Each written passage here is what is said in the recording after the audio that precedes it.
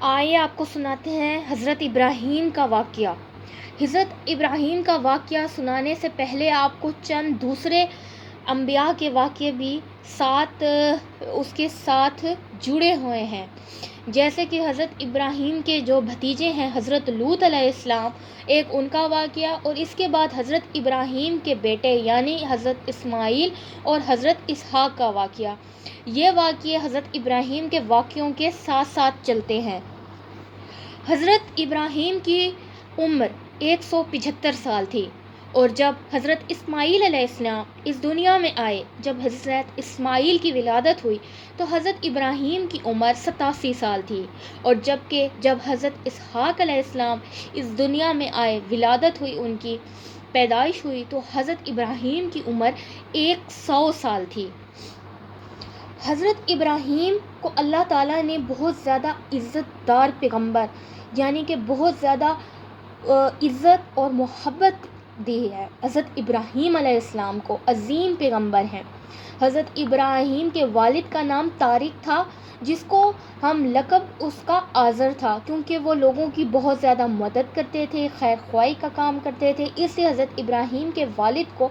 بہت زیادہ مددگار انسان کہتا تھا، تو اس لیے ان کا نام آزر مشہور ہو گیا تھا۔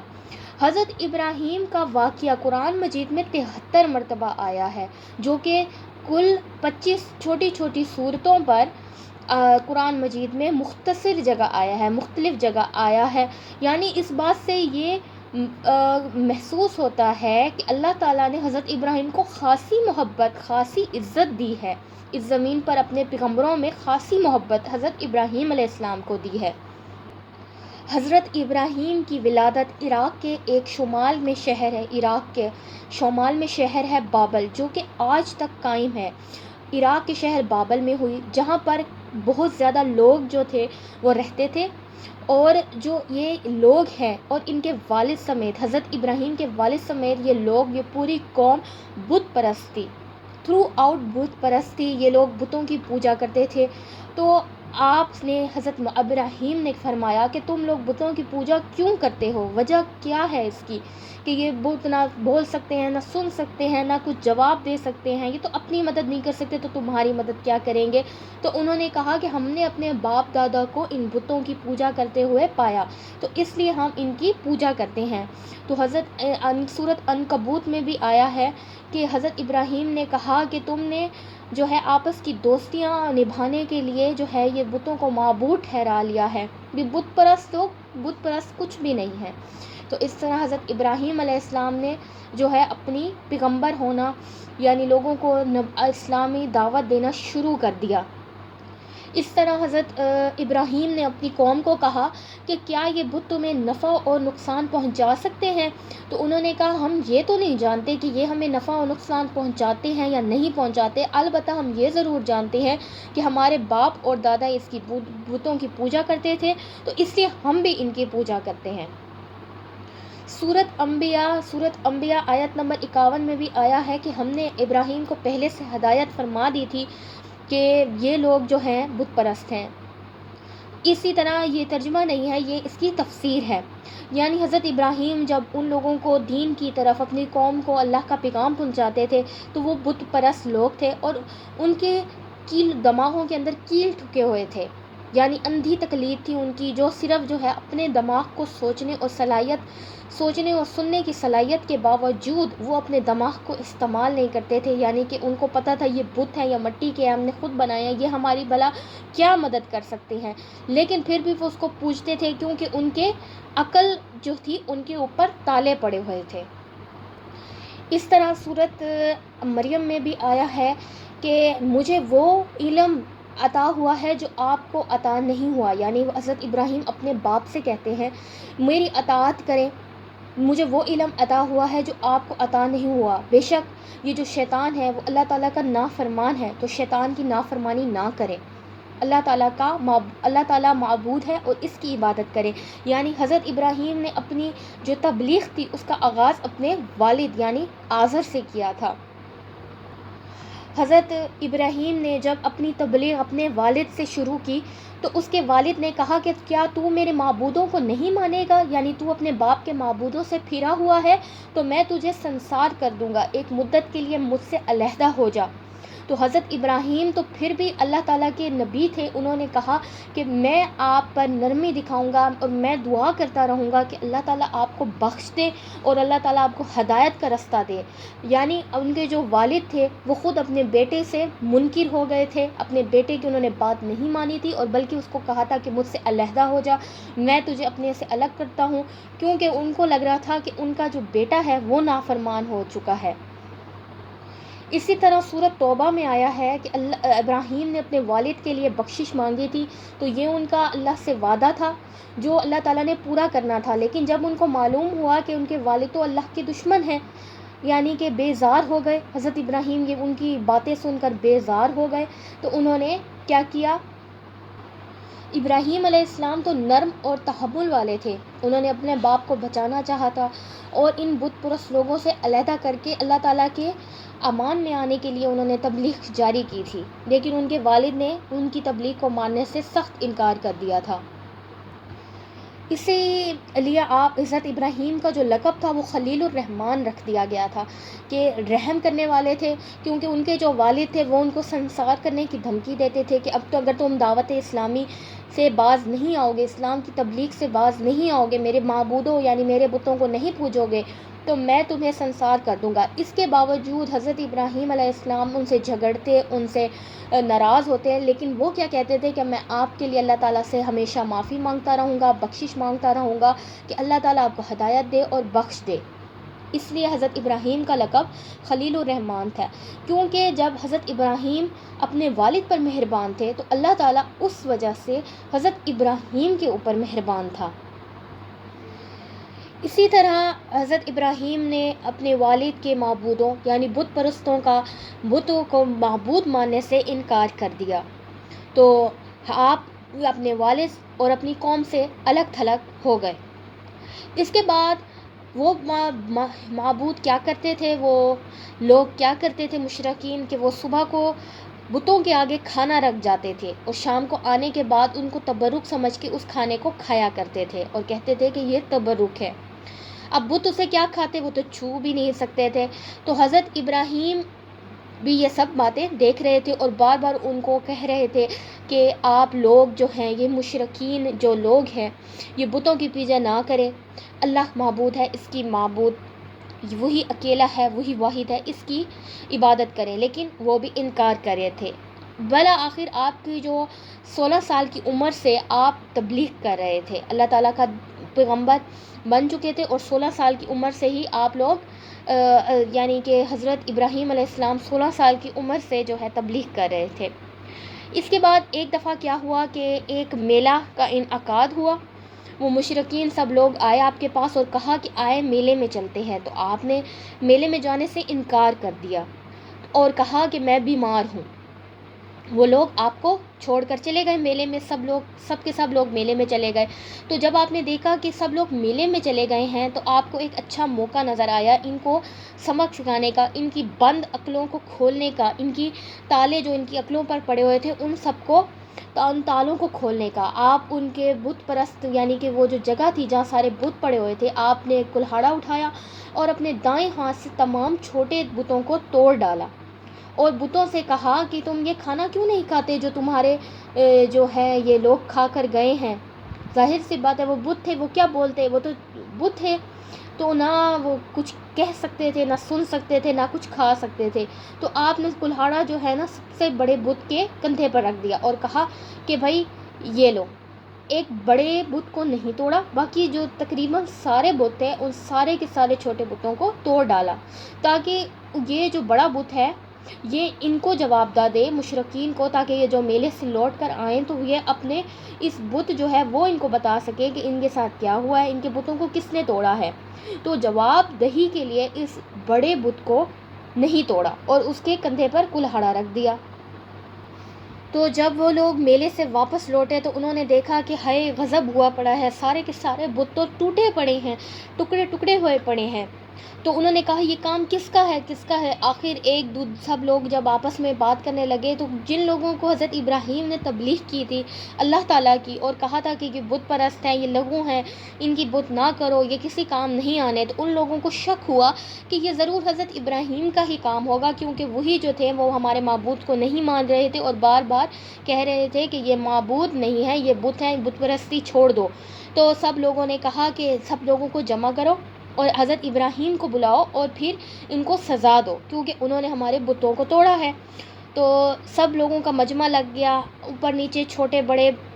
جتنے بھی فیصلہ کرنے والے حکمران تھے وہ سارے جمع ہو گئے اور حضرت ابراہیم کو بلایا گیا، اور حضرت ابراہیم سے سوال ہوا کہ یہ کس کا کام ہے؟ تو حضرت ابراہیم نے کہا دیکھو تمہارا بڑا جو بت ہے وہ کھڑا ہے، اس سے پوچھو یہ کون کر کے گیا ہے، یہ سب چیزیں دیکھ رہا تھا، موجود تو تھا یہاں پہ، تو اس کو سارا پتہ ہوگا کہ کس نے یہ بتوں کو توڑا ہے۔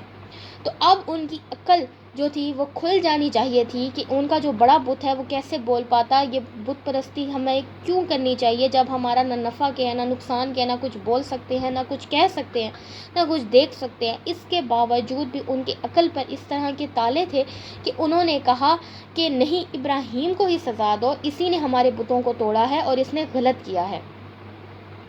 یعنی سننے اور سمجھنے کی صلاحیت تک وہ کھو بیٹھے تھے۔ تو ان کا فیصلہ ہوا کہ حضرت ابراہیم کی سزا جو ہے وہ بڑا جو ہمارا فیصلہ کرنے والا ہے وہ ہمارا حضرت ابراہیم کو سزا دے گا۔ اسی طرح اب ان کی سزا یہ مختص ہوئی کہ ان کو آگ میں ڈالا جائے گا۔ تو اگلے دن جو تھا وہ زمین کے اوپر ایک بہت زیادہ لکڑیاں اکٹھی کر گئی، اتنی لکڑیاں تھیں کہ زمین نظر نہیں آتی تھی، ان لکڑیوں کی دیوار بنائی گئی اور پھر ان لکڑیوں کو جلا دیا گیا۔ اس کے بعد حضرت ابراہیم کو اس آگ میں ڈالنے کے لیے ایک جھولا تعمیر کرایا گیا اور اس جھولے میں حضرت ابراہیم کو ڈالا جائے گا۔ سب سے پہلے تو انہوں نے آگ لگائی لکڑیوں کو، تو اس کے جو شعلے تھے وہ آسمان سے باتیں کرتے تھے، یعنی اتنی اونچی آگ انہوں نے بھڑکائی، اور جیسے ہی حضرت ابراہیم کو آگ میں ڈالا گیا تو حضرت ابراہیم نے فرمایا حسبنا اللہ و نعم الوکیل، یعنی اے اللہ تو مجھے کافی ہے اور تو ہی بہتر کارساز ہے۔ یہ دعا اللہ تعالیٰ کو اتنی پسند آئی کہ اللہ تعالیٰ نے کہا کہ جو لوگ مصیبت میں ہیں یا مصیبت میں ہیں، پریشان ہیں، کسی قسم کی بھی پریشانی میں ہے، تو اگر وہ یہ دعا پڑھیں گے تو ہم اللہ تعالیٰ انشاءاللہ ان کی مدد فرمائیں گے۔ یعنی یہ دعا اللہ تعالیٰ کو کسی بھی مصیبت زدہ کو، کبھی پریشان کو پڑھنی چاہیے، حسبنا اللہ و نعم الوکیل، تاکہ اس کی پریشانی کم ہو جائے یا ختم ہو جائے یا اس کے جو مسائل ہیں اس کو حل ہو جائے۔ تو حضرت ابراہیم کی دعا اللہ کو اتنی پسند آئی کہ اللہ تعالیٰ نے ان کی مدد فرمائی، اور مدد کیسے فرمائی کہ وہ جو آگ تھی جس کو بھڑکایا گیا حضرت ابراہیم کو جلانے کے لیے، تو وہ ٹھنڈی ہو گئی، یہاں تک کہ ان کے نہ کپڑے جلے نہ ان کے جسم پر ذرا بھی جلنے کا داغ آیا۔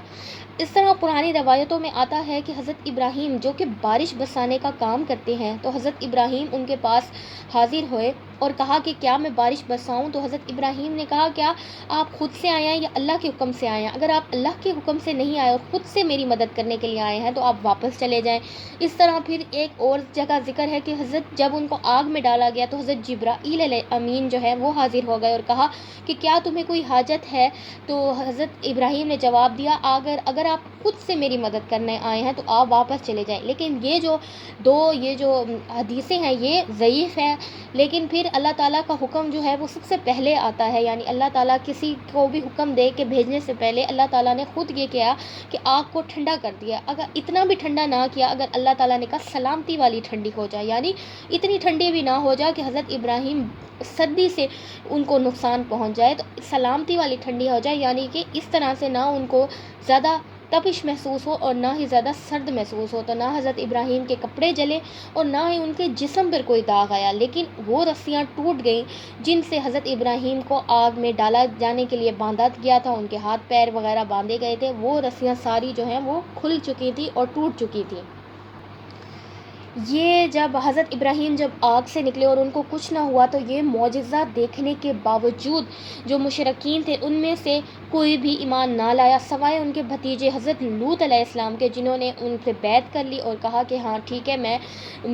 اسلام قبول کرتا ہوں، یعنی باقی سب کے سب جو ہے وہ ہندو ہی رہے۔ اب عراق کا جو بادشاہ تھا اس کا نام تھا نمرود. جب اس نے یہ معجزہ اور یہ ہر لوگوں کی زبان کے اوپر آ گیا یہ کہ آگ میں ڈالا گیا اور وہ زندہ واپس آ گئے اور آگ نے ان کو جلایا نہیں. تو یہ جب قصہ نمرود کے پاس پہنچا تو نمرود نے اپنے دربار میں حضرت ابراہیم کو بلایا. حضرت ابراہیم جب نمرود کی اس کے دربار میں گئے تو اس نے کہا کہ بھئی کیا ہے؟ اس نے کہا میرا رب وہ ہے جو زندہ کرتا ہے اور مارتا ہے. تو نمرود نے خود خدائی کا دعویٰ کر دیا کہ اس نے کہا کہ میں خود خدا ہوں، نعوذ باللہ. تو اس نے یہ ثابت کرنے کے لیے کہ میں بھی مار سکتا ہوں اور میں بھی زندہ کر سکتا ہوں اس نے قید سے جیل سے 2 قیدی بلوائے، ایک کو معاف کر دیا اور سزا معاف کر دی اور ایک کو سزائے موت دے دیا یعنی پھانسی کے پر چڑھا دیا. اور کہا حضرت ابراہیم سے کہ دیکھ میں بھی مار سکتا ہوں اور میں بھی زندہ کر سکتا ہوں، دیکھ ایک کو میں نے جو تھا وہ مار دیا پھانسی کے پھندے پہ لے جا کے اور دوسرے کو میں نے زندگی بخش دی. تو حضرت ابراہیم نے کہا کہ اس جاہل انسان سے تو بحث کرنے کی ضرورت نہیں ہے. تو اس نے کہا، حضرت ابراہیم نے کہا کہ میرا رب وہ ہے جو سورج کو مشرق سے لاتا ہے، اگر تو خدا ہے تو پھر اس کو مغرب سے لا کے دکھا. اس پر نمرود کی آنکھیں پھٹی کی پھٹی رہ گئیں اور اس کے دماغ نے اب سمجھ گیا کہ یہ تو وہ بالکل کر ہی نہیں سکتا، یہ تو اس کے ہاتھوں کی بات ہی نہیں ہے. تو اس نے حضرت ابراہیم کو کہا کہ اس عراق شہر سے چلے جاؤ، یعنی کہ یہاں واپس نہ آنا، اور اس عراق شہر سے نکلوا دیا. اب حضرت ابراہیم کے ساتھ تھے حضرت لوط علیہ السلام جو ان کے بھتیجے تھے جو اسلام لے آئے تھے معجزہ دیکھنے کے بعد. تو یہ دونوں اب شام کی طرف چل پڑے. یہاں سے آپ شام کے علاقے حران میں رہنے لگے اور ان کا تعلق بنو حران میں ہو گیا. یہاں آپ نے اپنی چچا کی بیٹی سارہ سے شادی کی. یہاں کے لوگ بت پرست تو نہیں تھے لیکن ستارہ پرست تھے، یعنی ستاروں کو پوجتے تھے، نجوم کا علم رکھتے تھے. اور یہ جو ہے ان کی عبادت چونکہ رات کو ہوتی ہے، ستارے چونکہ رات کو طلوع ہوتے ہیں تو اس لیے یہ لوگ بھی رات کو عبادت کرتے تھے. تو اس طرح سورۃ انعام میں آیا ہے کہ حضرت ابراہیم پر اللہ تعالیٰ نے جب آسمان کے دروازے کھول دیے، یعنی جو پردے ہم لوگوں کی آنکھوں پر پڑے ہوئے ہیں جس سے ہم نہیں دیکھ سکتے اللہ کو یا کسی بھی اللہ تعالیٰ کی آسمان سے اوپر نہیں دیکھ سکتے، تو اللہ تعالیٰ نے وہ جو پردے تھے ان کو ختم کیا اور آپ کو ستارے، زمین، سلطنت، آسمان کی سیر کروائی تاکہ آپ حضرت ابراہیم کو بھی یقین ہو جائے کہ اللہ تعالیٰ حق پر ہے. تو اس طرح آپ نے آسمان کی سیر کی. حضرت سورۃ انعام میں یہ بات آئی ہے تفسیر کے ساتھ. تو حضرت ابراہیم نے ان کی اسلام کی دعوت دینے کے لیے انہوں نے پھر سے حضرت ابراہیم نے کچھ لوگوں کو اپنے ساتھ لیا اور کہا، مذاقاً کہا کہ یہ جو ستارہ ہے یہ بہت خوبصورت ہے اور اس کی چمک دمک بھی کافی ہے، شاید یہ میرا رب ہوگا. لیکن جب وہ ستارہ چھپ گیا تو حضرت ابراہیم نے کہا بھلا یہ میرا کیسے رب ہو سکتا ہے جو چھپ جائے، حالانکہ اگر مجھے اب اس کی اپنے رب کی حاجت ہوگی تو وہ کیا ہوگا ہی نہیں، غروب ہو جائے گا، تو میں کیا کروں دن کے وقت، تو یہ میرا رب نہیں ہو سکتا. اس طرح پھر آگے ایک چاند کو دیکھا جو کہ بہت خوبصورت تھا، چمک دمک رہا تھا. تو حضرت ابراہیم نے کہا کہ یہ میرا رب ہوگا. لیکن جب وہ چاند بھی غروب ہو گیا تو حضرت ابراہیم نے کہا میں غروب ہونے والے کو کیسے اپنا معبود منا لوں، اور اگر مجھے میرا رب وہ ہے جو کبھی نہ طلوع ہوگا نہ غروب، وہ ہمیشہ سے ہے اور ہمیشہ رہے گا، یہ چاند تو طلوع غروب ہو گیا تو بھلا یہ میرا رب کیسے ہو سکتا ہے. پھر آپ نے دن کے وقت ایک سورج کو دیکھا اور سورج کو دیکھ کر کہا کہ یہ سورج میرا رب ہوگا. تو لیکن جب سورج بھی غروب ہو گیا تو آپ نے کہا بھلا یہ میرا رب کیسے ہو سکتا ہے جو غروب ہو جائے، یعنی اگر مجھے رات میں اپنے اگر مجھے اپنے اللہ کو یاد کرنا ہوگا تو کیا وہ میرا اللہ ہوگا ہی نہیں. تو آپ نے ان لوگوں کو اس طرح سے تبلیغ دینے کی کوشش کی کہ چاند اور ستارے اور سورج اللہ کے بنائے ہوئے ہیں، یہ خود معبود نہیں ہیں. ان سب باتوں کے باوجود بھی جو لوگ تھے وہ مشرک ہی رہے. آپ کی بات وہاں انہوں نے مانی اور کہا کہ نہیں یہ جو چاند ستارے ہیں یہی ہمارے معبود ہیں. تو حضرت ابراہیم نے کہا بھلا یہ جو خود کسی کے حکم کے تابع ہیں، جو اللہ تعالیٰ کے حکم سے طلوع ہوتے ہیں غروب ہوتے ہیں، بھلا یہ تمہارے معبود کیسے ہو سکتے ہیں. تو یہ تو خود نفع و نقصان پہنچانے کے لائق نہیں ہیں، یہ تو خود کسی کے حکم کے تابع ہیں جو خود کسی کے حکم پر چل رہے ہیں. لیکن وہ لوگ پھر بھی کہا کہ نہیں یہ جو چاند ستارے ہیں یہی ہمارے معبود ہیں اور ایمان نہ لائے.